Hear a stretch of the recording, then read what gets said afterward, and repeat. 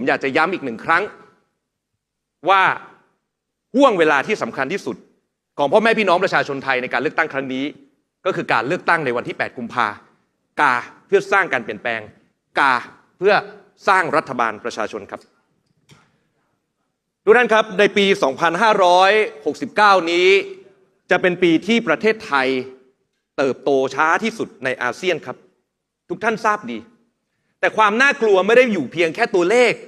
GDP ที่สะท้อนการเติบโตเศรษฐกิจที่เรารั้งท้ายอาเซียนครับความน่ากลัวมันอยู่ที่ศักยภาพของประเทศไทยที่ตกต่ำลงเรื่อยๆทุกปีเมื่อเราเทียบกับประเทศเพื่อนบ้านหันไปมองพ่อแม่พี่น้องคนทำงานผู้ประกอบการ SME เกษตรกรพ่อค้าแม่ขายที่ผมไปเจอมาด้วยตัวเองตอนลงพื้นที่ในตลาดครับทุกคนประสบปัญหาแบบเดียวกันคือเงินหดหายออกไปจากกระเป๋าตัวเองเงินในประเทศไหลออกทุกวันครับแต่เงินเทากำลังไหลทะลักเข้ามาในประเทศทุกท่านครับวันนี้ที่เรากำลังจะแพ้ประเทศเพื่อนบ้านผมยืนยันครับเราไม่ได้แพ้เพราะคนไทยไม่เก่งแต่เพราะระบบสีเทาๆที่อยู่ในประเทศไทยนี่แหละครับที่วันนี้คนที่อยู่ในประเทศนี้แข่งกันที่ตรงไหนแข่งกันตรงที่ใครมีสีใครมีเส้นใครมีสวยคนนั้นคือผู้ชนะไม่ได้แข่งกันที่คนที่มีความรู้ความสามารถครับปัญหาวาระเร่งด่วนของประเทศไทยครับ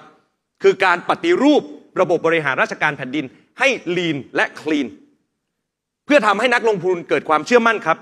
มีเม็ดเงินลงทุนใหม่ๆไหลกลับเข้ามาในประเทศเงินลงทุนคุณภาพเท่านั้น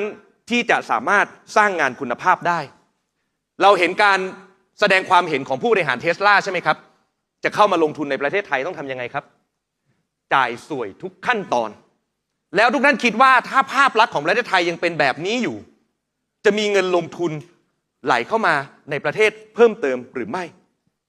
รัฐบาลประชาชนจึงให้ความสำคัญอย่างยิ่งต่อการปราบปรามการทุจริตคอร์รัปชันครับเพื่อฟื้นฟูความเชื่อมั่นทั้งนักลงทุนไทยและนักลงทุนต่างประเทศรัฐบาลประชาชนครับเราจะใช้เงินจากทุกกระเป๋าทั้งจากกระเป๋าของนักลงทุนและจากกระเป๋าของภาครัฐครับเพื่อสร้างอุตสาหกรรมใหม่ๆภายในประเทศ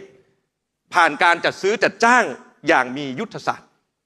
เพื่อเปลี่ยนปัญหาในประเทศเราครับให้กลายเป็นอุตสาหกรรมใหม่ในอนาคตผมยกตัวอย่างง่ายๆเพียงแค่ตัวอย่างเดียวนะครับที่จะขอลงรายละเอียดการพัฒนาอุตสาหกรรมเครื่องมือแพทย์เพื่อให้สอดรับกับสังคมสูงวัยครับโดยการใช้การจัดซื้อจัดจ้าง